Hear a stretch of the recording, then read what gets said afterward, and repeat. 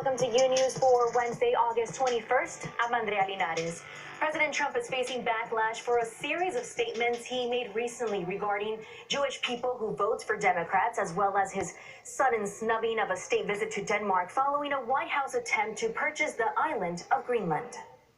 This afternoon, President Trump spoke as he left the White House for Kentucky. When asked to weigh in on Denmark's prime minister, he called her statement both absurd and nasty. He added, respect has to be shown to the United States.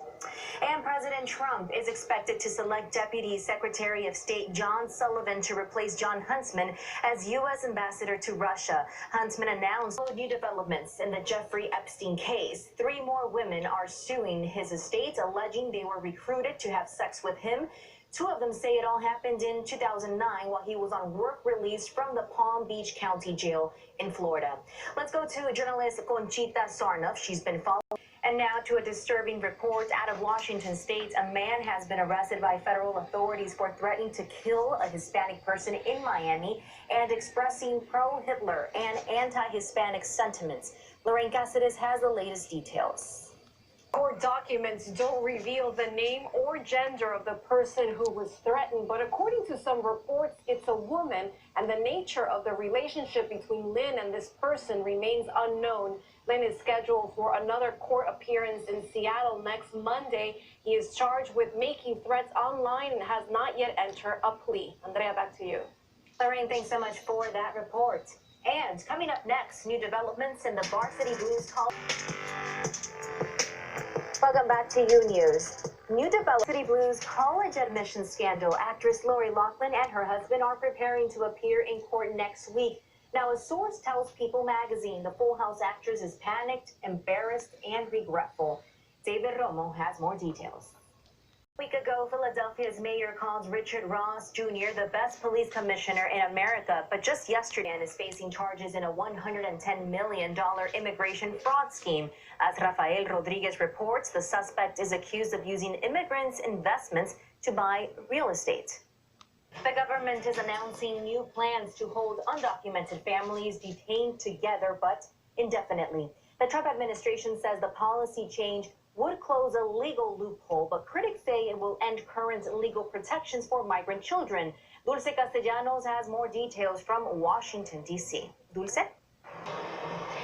Good afternoon. That's right. The Trump administration has moved to terminate the Flores Agreement, which was put in place to guarantee that immigrant children who arrive at the southern border would be guaranteed a set of rights.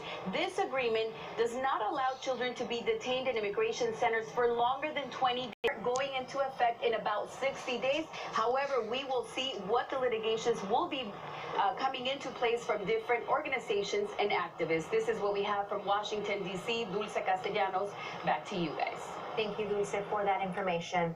Meanwhile, the nation's top immigration official says changes to the so-called public charge rule should not disrupt the links between border communities. Lawsuit. The family of a migrant's father is suing the government after the Honduran man committed suicide while in ICE custody. They say he was distraught over the Trump administration's family separation policy.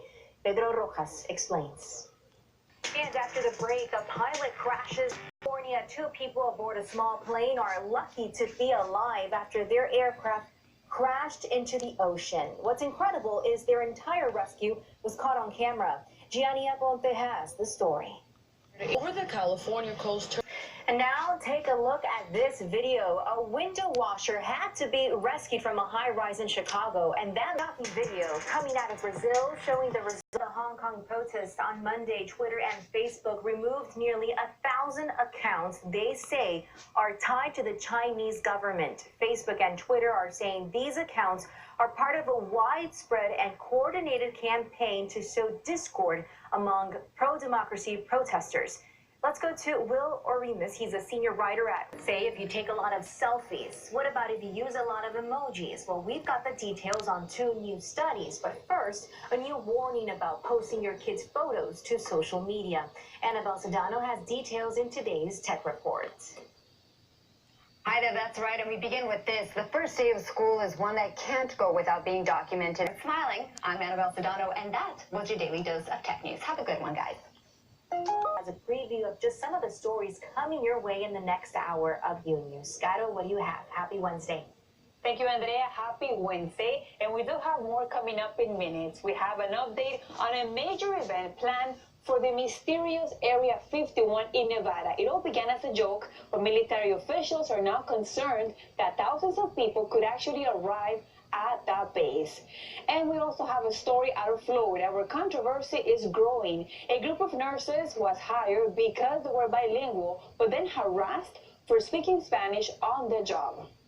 And yet another warning about the dangers of e-cigarettes. This time, new research talks about how vaping could lead to changes in your blood vessels and affect your circulation. Details and more coming up soon. Andrea, back to you. So much, Caro. We'll be watching. But first, coming up next, a happy home.